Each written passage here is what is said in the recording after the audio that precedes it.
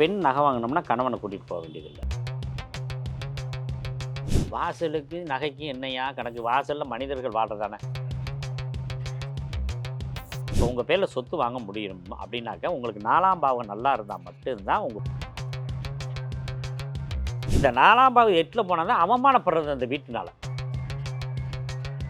கட்டின வீடு விற்காமல் வச்சுக்கிறதுக்கு ஒரு ஃபார்மேட் சொல்கிறோம் இல்லையா? ஏன் வித்தியான்னு ஒரு ஃபார்மேட் சொல்லணுமா இல்லையா?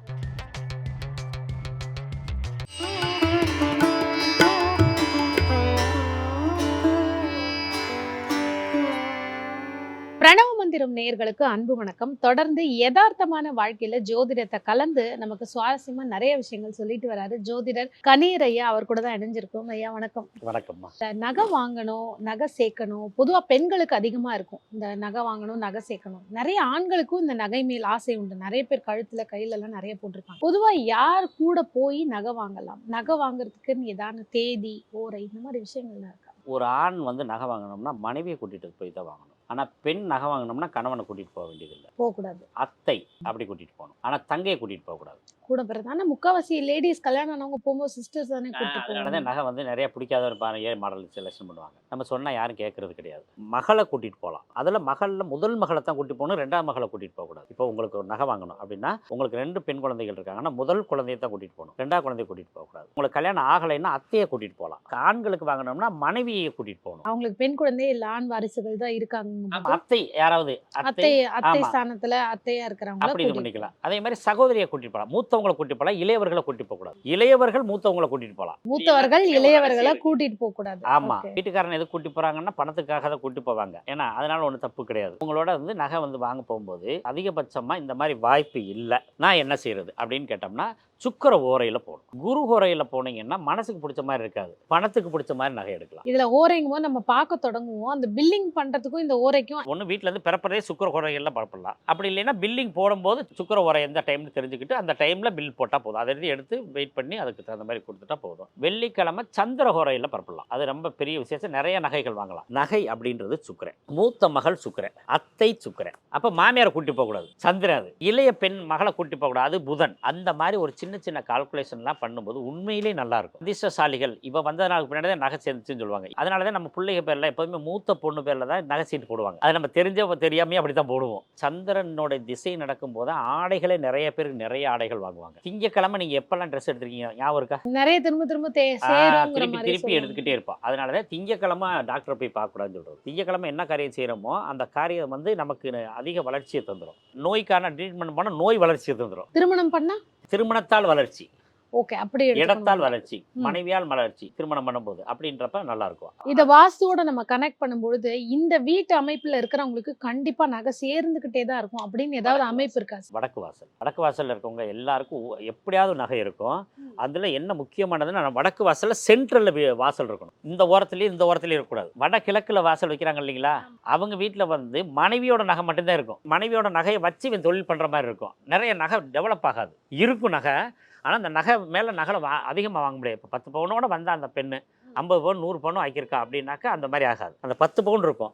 அந்த 10 பவுனை வீட்டுக்காரருக்கு ஏதாவது கொடுக்குற மாதிரி தான் வரும். வளர்ச்சி பெறணும் அப்படின்னா என்ன? சென்ட்ரல்ல இருக்கணும் வாசல். வடக்கு பகுதியில மத்தியமத்துல வரணும் வாசல். ஆமா, அந்த இடத்துல கரெக்டா இருந்துச்சுன்னா அழகான தேவதை மாதிரி பெண் குழந்தையே பிறக்கும். அதனாலதான் நமக்கு முதல் குழந்தைகள் எப்போதுமே பெண் குழந்தை பிறக்கணும்னு சொல்லுவாங்க. அப்படி பிறக்கிறாங்கன்னாவே உங்களுக்கு அந்த வடக்கு வாசல் சரியான வாசலா இருக்கு, நகைகள் நிறைய சேரும். அதே மாதிரி கிழக்கு பகுதியில சென்ட்ரல் வாசல் இருந்தாலும் உங்களுடைய நகைகளே பாத்தீங்கன்னா அந்த ராஜாக்கள் போடுவாங்க இல்லையா, ஆன்டிக் பீசஸ், அந்த மாதிரி நகையை பூரா வாங்கி வச்சிருக்கவங்க கிழக்கு வாசல்ல சென்ட்ரல் வாசல் வச்சிருக்கவங்க. வாசலுக்கு நிறைய விஷயத்துக்கு தொடர்பு உண்டு. நீங்க விளையாட்டுக்கெல்லாம் நான் சொல்லல, வாசலுக்கு நகைக்கு என்னையா கணக்கு? வாசல்ல மனிதர்கள் வாழ்றதானே. எங்க மனம் சரியாகுதோ அங்க மகிழ்ச்சி சரியாகும். எங்க மகிழ்ச்சி நன்றாக இருக்கோ அங்க நகைகள் சேரும். இப்ப நகைகள் நிறைய பேர் வீட்டுல இருக்கும், ஆனா அந்த வீட்டு பெண்மணிகளுக்கு அது போடக்கூடிய ஒரு ஆர்வமே இருக்காது. வீட்டுல நிறைய வைரத்துல இருந்து எல்லாம் வச்சிருப்பாங்க, ஆனா அந்த வீட்டு குழந்தை பாத்தீங்கன்னா ஒரு காதுல ஒரு கம்மல் கூட இல்லாம இருக்கும். இந்த மாதிரி அமைப்புக்கு காரணம் புனர்பூசம், விசாகம், பூரட்டாதி இந்த நட்சத்திரக்காரங்களுக்கு நகையை பிடிக்காது. குருவினுடைய அமைப்பு. ஆமா, மீன லக்னம், மீன ராசி, தனுசு லக்னம், தனுசு ராசி பெண்களுக்கு நகை பிடிக்காது. ஆண்களுக்கு பிடிக்கும். ஆமா, ஆண்களுக்கு பிடிக்கும். ஆனா அவங்க அதிகமாக யூஸ் பண்ண மாட்டாங்களே. பொதுவா குருவினுடைய ஆதிக்கம் யாராருக்கெல்லாம் வலுவாக இருக்கிறதோ அவங்களுக்கு பொன் நகைகள் பிடிக்காது. அவங்க நேச்சரை விரும்புவாங்க. இதே சமயத்துல குரு கெட்டுட்டாருன்னு வச்சுக்கோங்க, அவங்க நகை மேலே பயங்கர ஆசை இருக்கும். பூசம் அனுசம் உத்திரட்டாதி, மேச லக்னம் விருச்சிக ராசி, மேச ராசி, இவங்களுக்கு நகை நிறைய பிடிக்கும். அதே மாதிரி நிறைய நகையை வாங்கிக்கிட்டு போடாமல் இருக்கவங்க யார் தெரியுமா? இந்த மிருகசீரிசம் சித்திரை அவிட்ட நட்சத்திரத்துக்காரங்க வாங்கி வச்சிருப்பாங்க, ஆமா. உபயோகப்படுத்தவே மாட்டாங்க. இதுல மிருகசீரிசமும் அவிட்டமும் நகை மேல நகை வாங்கி வச்சிருப்பாங்க. ஏன்னா இந்த அவிட்டத்தை கூட சொல்லுவாங்க தவிட்டு பானைக்குள்ள தங்க வச்சிருப்பான். அப்ப என்ன போட்டுக்கிட்டான்னு சொல்லவே இல்லை, வச்சிருப்பாங்க. அவங்களுக்கு பிடிக்காது. நகை இருக்கிறதெல்லாம் அள்ளி போட்டுக்கிட்டு இருக்கிறத விட பில்டப் பண்றது பூரா அந்த பூச அனுச உத்திரட்டா இதுதான். என்னங்க அதுல அனுசம் வந்து மகாலட்சுமி அப்படின்னு சொல்லுவாங்க. அந்த நட்சத்திரத்துக்கு பூசத்துக்கு மகாலட்சுமின்னு சொல்லுவாங்க. இந்த நட்சத்திரம் எல்லாம் நகையை போட போட நிறைய நகைகள் சேரவங்களுக்கு போட போட அதிகரிக்கக்கூடிய ஒரு அமைப்பு. இப்ப நம்ம அறுசுவை அப்படின்னு சொல்லி வரும்பொழுது நல்லா கை மனத்தோடய சமைக்கக்கூடிய ஒரு அமைப்பு. ஆண்கள்னு எடுத்தோம்னா என்ன கேட்டகரியில வருவாங்க, பெண்கள்னு எடுத்துக்கிட்டோம்னா என்ன கேட்டகரி? பெண்கள் எங்கே வேணால் 27 நட்சத்திரத்துக்கு போட்டி வச்சுக்கலாம். ஆயிலத்தை தாண்டி எந்த யாருமே ஜெயிக்க முடியாது. சுவையாக சமைக்கிறது இல்லை, அவங்க தான் டாப் லிஸ்ட். ஆண் பெண் யாரா இருந்தாலும் பெண்களுக்கு தான். ஆண்களுக்கு வந்து மேச ராசியும் விருச்சிக ராசியும் தாண்டி ஜெயிக்க முடியாது. இந்த 2 ராசியில் பிறந்தவங்க தான் சமையலில் டாப் லிஸ்ட்டில் இருப்பாங்க. ஏன்னா நிறைய ஹோட்டல்ல போவோம், அந்த செஃப் மாறும்போது அந்த ஹோட்டலினுடைய வருகை கம்மியாயிடும். நிறைய வாடிக்கையாளர் வருகை, இதோ ஒரு சின்ன இடத்துல இருப்பான், அந்த மாஸ்டரோட கை டேஸ்ட்டுக்காக வருவாங்க. இந்த மாதிரி அமைப்பெல்லாம் யாருக்கு இருக்காது? அதான் விருச்சிக ராசியும் மேச ராசியும் அவங்களுடைய இதில் தான் சமையல் அதிகமாக இருக்கும். நீங்கள் நல்லா பாருங்க, 4 ராசி தான் ஹோட்டல் வச்சிருப்பாங்க. அதிகப்படியான ஹோட்டல் 4 ராசி தான். மேசம், கடகம், விருச்சிகம், மகரம். எந்த ஹோட்டலுக்கு போனீங்கன்னாலும் இதாக இருப்பாங்க. அப்புறம் நம்ம சாப்பிட போகிறோம் இல்லையா, யார் கையினால் சாப்பிட்டா வயிறு ஃபுல்லாக சாப்பிடலாம் தெரியுமா? விசாக நட்சத்திரத்து கையில் தான் சாப்பிடும். இதில் விசாகத்தினுடைய குணம்லாம் உங்களுக்கு ஒரு பெஸ்ட்டு குணம் இருக்குது. தன்னை பட்டினி போட்டு இன்னொருத்தரை சாப்பிட வைப்பாங்க. அதுக்கு அடுத்து அனுசம். சாப்பிட்டதுக்கு பின்னாடி சாப்பிட வைக்கிறதுக்குன்னு ஒரு நட்சத்திரம் இருக்குது, ரோஹிணி. அதே என்ன சார், சாப்பிட்ட இப்போ நம்ம சாப்பிட்டு வீட்டில் இருந்து சாப்பிட்டு போவோம், வயிறு ஃபுல்லாக தான் இருக்கும். அந்த ரோஹிணி வீட்டுக்கு போயிருப்பான், அவர் அப்போதே சாப்பிட்டுக்கிட்டு இருப்பாரு, ஆனால் விடவே மாட்டார், சாப்பிட வச்சிருவாரு. பார்த்தீங்கன்னா இந்த நிலம் டாக்குமெண்டேஷன் அப்படின்னு எடுத்துக்கிட்டோம்னா நிறைய பேர் சொல்லுவாங்க, நான் எல்லாம் பண்ணேன், அந்த சரியா விசாரிக்கல, என்னை ஏமாத்திட்டாங்க நில விஷயத்துல. பொதுவாக எடுத்துக்கிட்டோம்னா இந்த டாக்குமெண்டேஷன் பிரச்சனை கண்டிப்பா இவங்க வாழ்நாளில் ஒரு நிலமோ வீடோ வாங்கும் பொழுது வர வாய்ப்பு இருக்கு.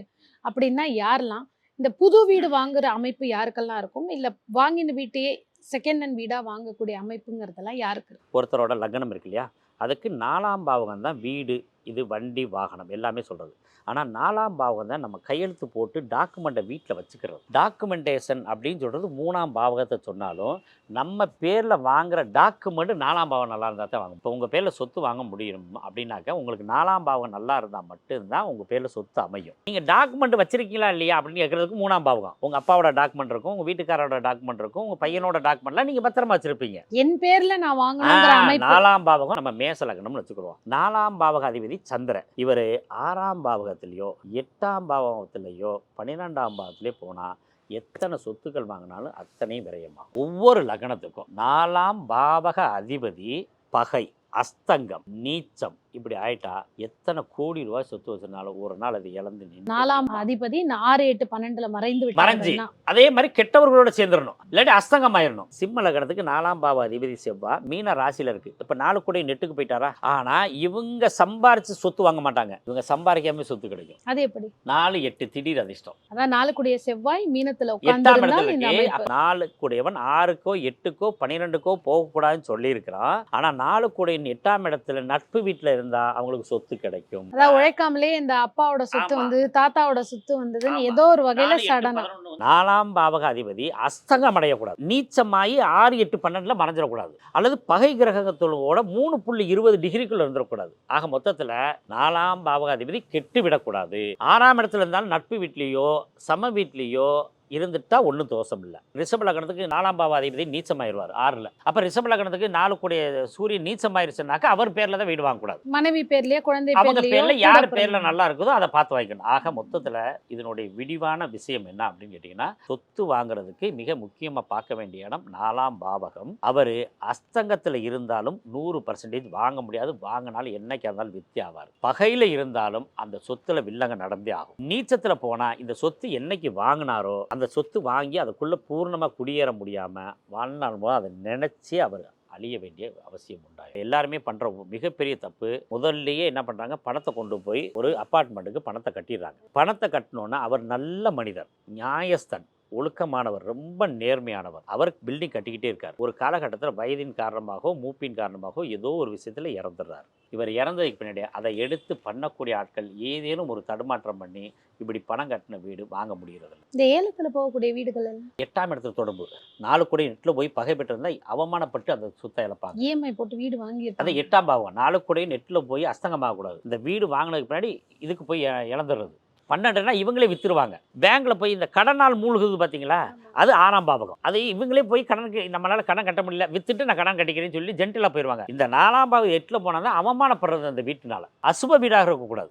லக்னத்துக்கு 10ல் லக்னாதிபதி மட்டும் தனித்து இருந்து லக்னத்துக்கு 10ல் சந்திரன் மட்டும் யாரோட தொடர்புலையும் இல்லாமல் இருந்தால் 45வது வயசுக்கு மேலே சொத்து புற இழந்துருவாங்க. இழந்துருவாரு. மீன லக்னம் 10ல் தனுசுல குரு, ம். எந்த சுபர் அசுபர் எந்த தொடர்புமே இல்லை. 45 வயசு முடிஞ்சு 46 வயசு போகிற சொத்து புறம் காணாமல் போயிடும். வக்கர குருவா இருந்தா வக்கர குருவுக்கு பாதிப்பு தனி. வக்கரம் கிடையாது. பரிவர்த்தனை இதுகளுக்கெல்லாம் வாழ்க்கை மாறி. அதே மீன லக்னம் மகரத்துல குரு, ஆனா அது வக்கரம் பெற்றிருக்கு அப்படி. இல்லை அது பிரச்சனை இல்லை. 11க்கு போயிட்டார் இல்லையா, அது நீங்கள் வக்கரம்னா உடனே 12ஆம் இடத்துக்கு வரமாட்டாருங்க. எத்தனாவது டிகிரியில் வக்கரமாக இருக்காரு, இவ்வளோ டிகிரி தான் கணக்கு இருக்குது. ஒரு வீட்டில் லவ் மேரேஜ், ஜாதி விட்டு ஜாதி கல்யாணம் பண்ணியிருக்காங்க இல்லையா, அந்த வீடு நல்ல பிரம்மாண்டமாக இருக்கும், சொத்து எல்லாமே இருக்கும். ஆனால் அந்த வீட்டில் இருந்தவங்க எல்லாருமே அந்த மக்கள் வீடுகள்லாம் இருக்கு இல்லையா, அதுக்கு கிழக்க கோயில் இருந்துச்சுன்னா விவாதம் பண்ணுறது மட்டுமே வெற்றியை தராது, வாழ்க்கை தான் வெற்றியை தரும். ஒரு பெண்ணிட்ட திருமணத்தை பேசுங்க, அவன் எனக்கு திருமணம் வேணாம்னு சொல்கிற பூரா